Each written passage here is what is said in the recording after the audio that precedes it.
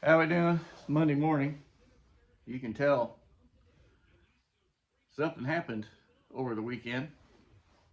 That's one head off the S10, the intake, stud girdle, valve covers, some other stuff laying over there. Uh, Took it out yesterday. Rolled around town in it, just kind of shaking it down, getting just to run it a little bit. Stepped into it a few times.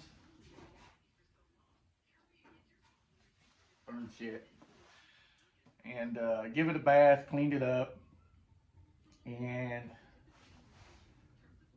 you know, just enjoyed it a little bit. Well, then last night we took it out and actually beat on it a little bit. First lick, it did real good. Uh, Only making a little over 15 pounds.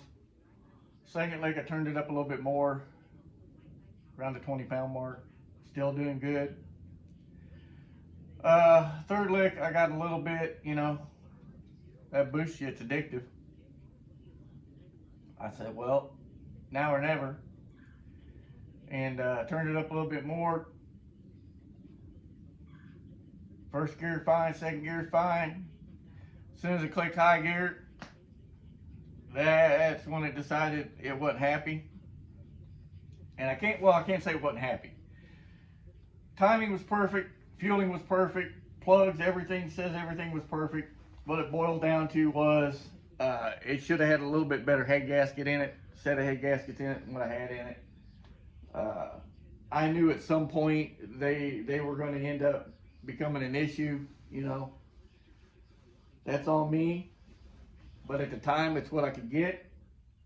And sometimes patience is a virtue. I should have waited a little bit and waited to get something a little bit better to put in it. But the upside to it is the head is not hurt. There's no damage to the head whatsoever.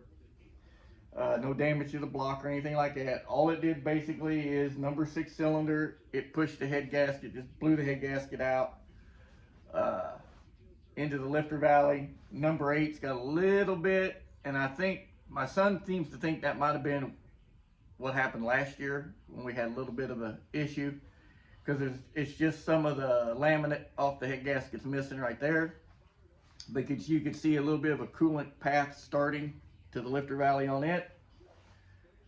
Uh, but as soon as it went, there was no pop or noise or anything like that. I just seen a little steam poof out of the breather can, the catch can, and where I got it mounted, I can see it come out between the hood and the wiper cowl. And I immediately just let out and turned it off. Uh, and sure enough, we come home, we pressure tested it. You could hear it leaking. Uh, so started tearing it apart, and I'll pick the head up and show you where it pushed out. The head ain't hurt. Uh, we're going to take him up. Today's Monday. We're going to take him up Wednesday and drop him off. The boy took a vacation day for something else he's got going on. So once he gets done with what he's got to do, that morning we'll run these up, drop them off, and basically have them gone over, surface, do a wellness check on them, go through them, clean them up, get them ready to go. I got to pull all of my exhaust studs, as you can see out of this side, and I'll show you why they're so long in a minute. But if you look right there, you can see where it pushed the head gasket out right there on number 6. You can see it's kind of wet, number 6. All that black shit is from years of it running way too rich.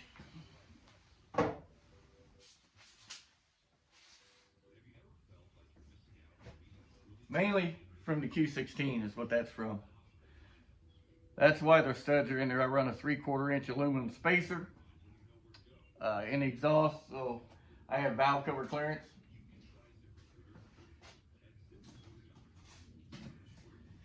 But we'll we'll get it up, get it fixed. Ain't that big a deal. I'll get all the head studs cleaned up, and get wire brush, put it in the drill, and run it through and clean all the threads out in the deck. Flush the coolant out of the block, so if there's any debris or anything from cleaning the studs out, it all gets out of it.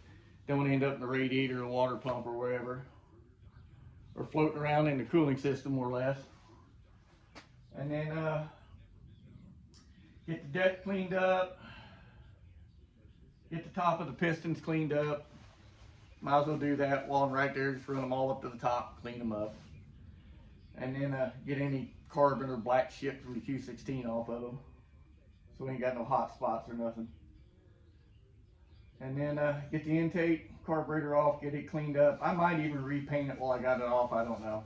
Probably just put it right back on. Clean the valve covers out because it got a little bit of moisture and shit in them. Of course, drain the oil. I'll take and clean the link bars off on all the lifters, and I'll number them with a paint pen, 1357, 2468, pull them all out, get all the shit clean, flushed out of them. And then I'll probably take a pump up sprayer. This might be going overboard, but it's just how I do stuff. I'll take a pump up sprayer and hook into the oil port in the front of the block and back of the block, and I'll just push some oil through it to flush the bearings and everything out, let it run into the pan and drain it back out. It's just the easy thing you can do. You know, their dash 4, I just hook to it. I got a sprayer, little gallon sprayer. I'll pump up with a couple quarts of oil in it, just push it through and all the bearings and everything to get all the oil out, contaminated oil out of the bearings.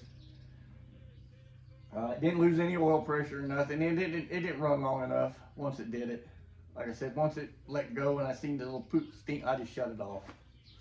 So, but I gotta get the driver's head off. When I looked up in the spark plug holes, number 6 was the only one that had anything in it. There's the other side. I gotta pull that head off yet. But number 6 was the only one that had anything in it. All the rest of them, the plugs are good and clean. Timing mark looked good on the plugs.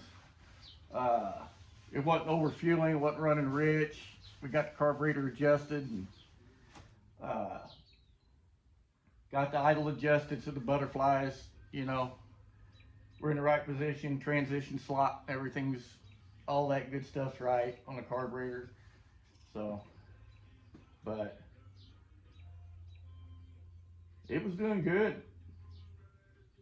Actually, the truck running better than it ever had.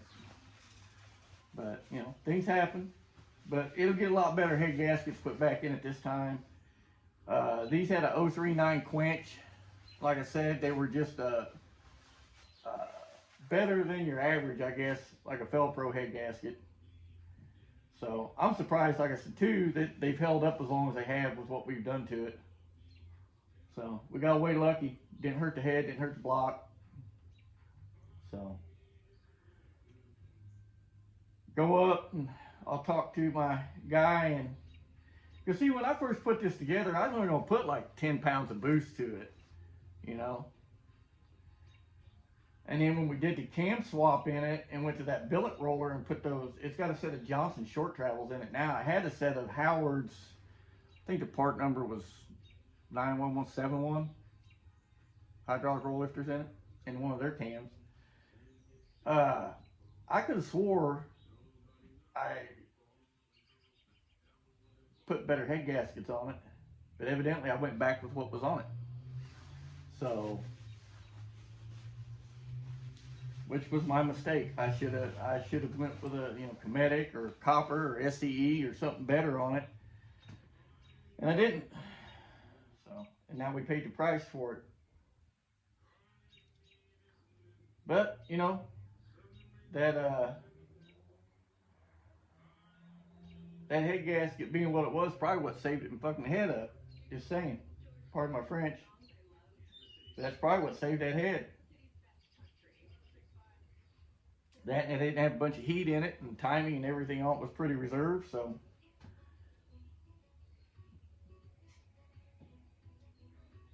but the plugs read good. Fueling looked good on the plugs. AFRs were good. Everything. Just too much boost for that little old, you know, light duty head gasket, I guess. The best way to put it. So, it blew it out right in Lifter Valley. I mean, it blew it out. So,